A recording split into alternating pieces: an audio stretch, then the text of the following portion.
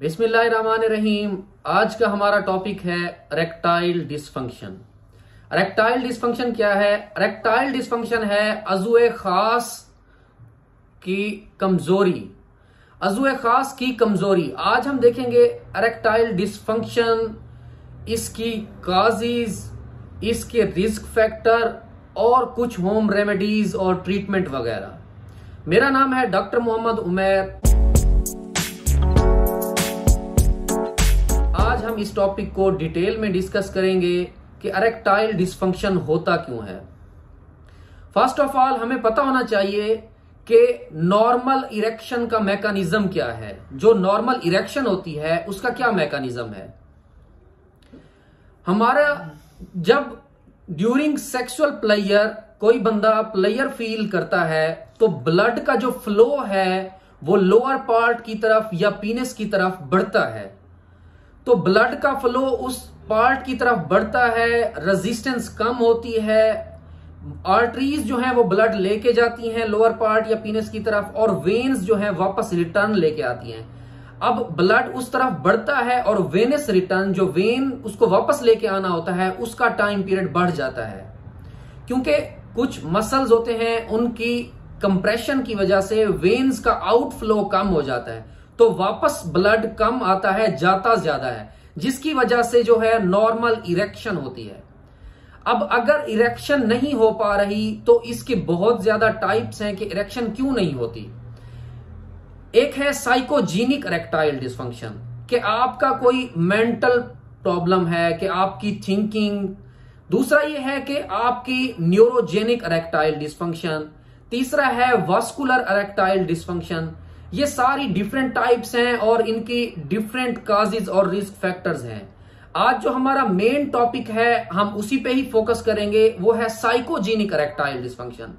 Psychogenic erectile dysfunction किस वजह से होता है? साइकोजेनिक इरेक्टाइल डिसफंक्शन में जो है वो ये होता है कि एंग्जाइटी की वजह से, डिप्रेशन की वजह से या नेगेटिव एक्सपोजर की वजह से, अपने पार्टनर के साथ जो ऑलरेडी आप कर चुके होते हैं, नेगेटिव एक्सपोजर होता है, तो उसकी वजह से एक आपका माइंड सेट बन जाता है कि it's difficult for me.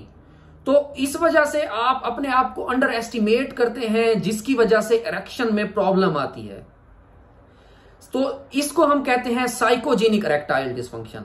Psychogenic erectile dysfunctions को दूसरी इरेक्टाइल डिसफंक्शन से हम कैसे अलग कर सकते हैं, इसके लिए एक तरीकाकार, एक मेथड इस्तेमाल किया जाता है कि अगर नक्चर्नल इरेक्शन, मतलब कि रात के टाइम अगर इरेक्शन सही होती है और डे टाइम जब आप कोशिश करते हैं और इरेक्शन सही से नहीं होती दिन के वक्त, तो इसका मतलब यह है कि आपको रात को सही हुई इरेक्शन, सोते हुए दिन को सही नहीं हो रही। ये आप 100% है कि उस बंदे को साइकोजेनिक इरेक्टाइल डिसफंक्शन है। उसको एंग्जाइटी, डिप्रेशन या नेगेटिव एक्सपोजर की वजह से उसको लगता है कि नहीं, इरेक्शन सही नहीं होती मेरी, तो उसकी वो थिंकिंग है जो इस तरह की तरफ लीड करती है, इस तरफ ले जाती है, उसका नेगेटिव माइंडसेट बन जाता है जो उसको साइकोजेनिक इरेक्टाइल डिसफंक्शन की तरफ लेके जाता है।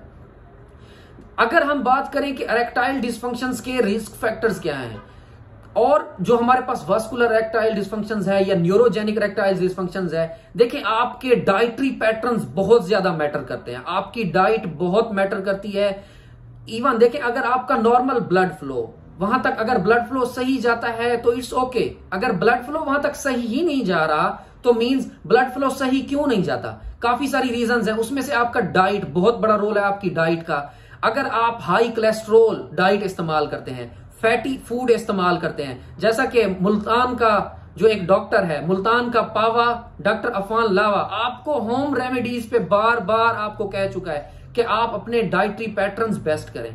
अगर आप चाहते हैं कि आपकी जो है सेक्सुअल लाइफ या इरेक्शन आपकी अच्छी हो, तो आपको अपनी डाइट पे थोड़ा सा कंट्रोल करना पड़ेगा, अपनी डाइट का ख्याल रखना पड़ेगा।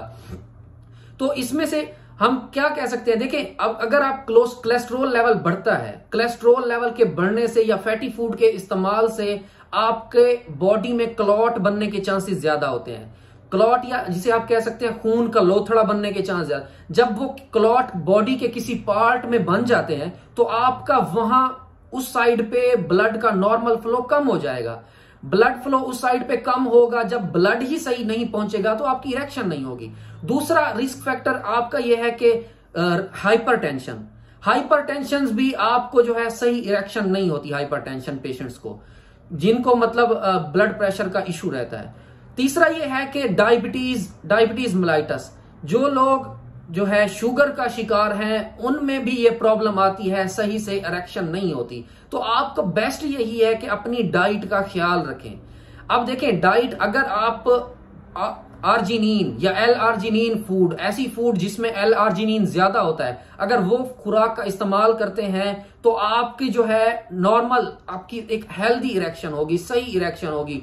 एल आर्जिनिन जो आपकी किस खुराक में सबसे ज्यादा पाई जाती है, जैसे आपकी मीट है, आपकी फिश है, आपके नट्स सीड्स हैं, ये सारी खुराक है जिसके अंदर एल आर्जिनिन ज्यादा पाया जाता है। अगर आप ये वाली डाइट लेते हैं जिसमें एल आर्जिनिन ज्यादा है, इसकी वजह से आपका नाइट्रिक ऑक्साइड ज्यादा बनता है। जब नाइट्रिक ऑक्साइड ज्यादा बनता है तो वो वेजोडाइलेशन सही से करवाता है। वेजोडाइलेशन जब सही से होती है तो ब्लड उस साइड पे, वेजोडाइलेशन मींस कि आपकी अगर वेसल्स है ना, देखें वेसल्स नॉर्मली इस पोजीशन में है, जब नाइट्रिक ऑक्साइड आएगा वो आपकी वेसल्स को डायलेट कर देगा, खोल देगा। जब वेसल्स का साइज बड़ा होगा, वो डायलेट होंगी, तो ब्लड फ्लो उस साइड पे ज्यादा जाएगा। जब ब्लड फ्लो ज्यादा जाएगा तो नॉर्मल इरेक्शन होगी। तो आपकी डाइटरी पैटर्न बहुत मैटर करते हैं। तीसरा ये है कि आपको जो है क्या करना चाहिए, नॉर्मली एक्सरसाइज करना चाहिए।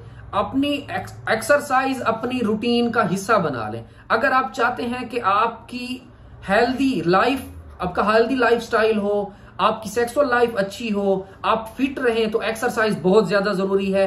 और रेक्टाइल डिसफंक्शंस के पेशेंट को चाहिए कि वो कीगल एक्सरसाइज करें। कीगल एक्सरसाइज आपके लिए बहुत जरूरी है। ये सारी चीजें हैं जिनको आप जो है ना, आप होम रेमेडीज में आ सकती हैं। आप इनको घर पे आप केयर कर सकते हैं, अपने डाइटरी पैटर्न्स को ठीक कर सकते हैं और अपने माइंड सेट को चेंज कर सकते हैं। सबसे ज्यादा इंपॉर्टेंट यह है कि अपने माइंड सेट को चेंज करें।